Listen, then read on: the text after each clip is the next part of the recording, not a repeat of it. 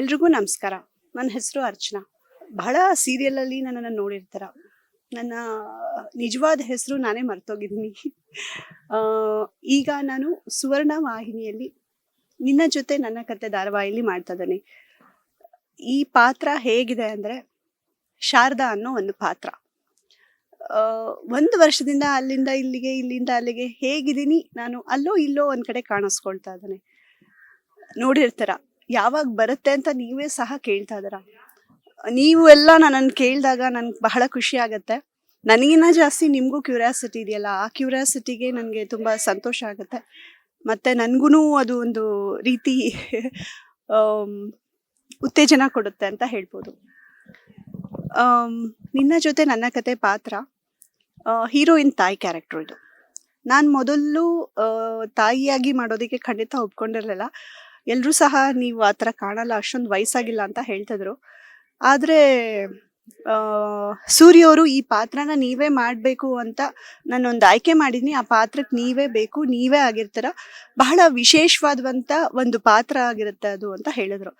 ಮತ್ತೆ ಎಲ್ಲರೂ ಹೇಳ್ದಂಗೆ ಹೀರೋಯಿನ್ ಮದುವೆ ಆಗಿ ಹೋದ್ಮೇಲೆ ಆ ಪಾತ್ರಕ್ಕೆ ಯಾವುದೇ ರೀತಿ ಇದು ಇರಲ್ಲ, ಉತ್ತೇಜನ ಕೊಡೋದು ಇರೋದಿಲ್ಲ ಅಂತ ಅನ್ಕೊಂಡಿದ್ದೆ. ಬಟ್ ಹೋಗ್ತಾ ಹೋಗ್ತಾ ಈ ಪಾತ್ರ ಒಂದೇ ಮನೇಲಿ ನಡೆಯುವಂಥದ್ದು. ಬಟ್ 20 ವರ್ಷದಿಂದ ನಾನು ಕಳೆದೋಗಿದ್ದೀನಿ, ಮತ್ತೆ ಈಗ ಅಲ್ಲಿ ಇಲ್ಲಿ ಸಿಗ್ತಾ ಇದ್ದೀನಿ.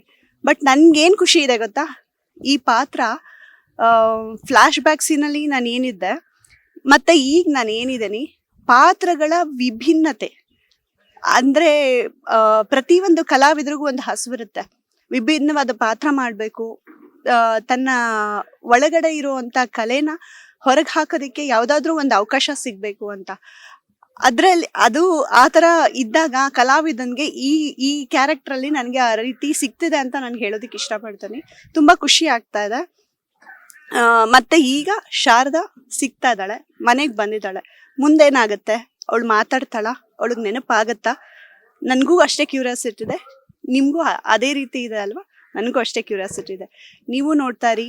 ಇದೆಲ್ಲ ಒಂದು ನಾವಿಷ್ಟು ದಿನ ನಿಮ್ಮ ಹಾರೈಕೆ, ಪ್ರೀತಿ, ವಿಶ್ವಾಸದಲ್ಲಿ ಬಂದು 500 ಕಂತುಗಳನ್ನ ಮುಗಿಸಿದ್ವಿ.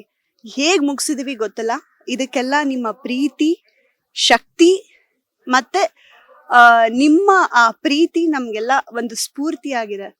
ಸೊ ಪ್ರೇಕ್ಷಕರಿಗೆ ನಾನೆಲ್ಲರಿಗೂ ತುಂಬ ಧನ್ಯವಾದಗಳನ್ನ ಹೇಳೋದಕ್ಕೆ ಇಷ್ಟಪಡ್ತೀನಿ.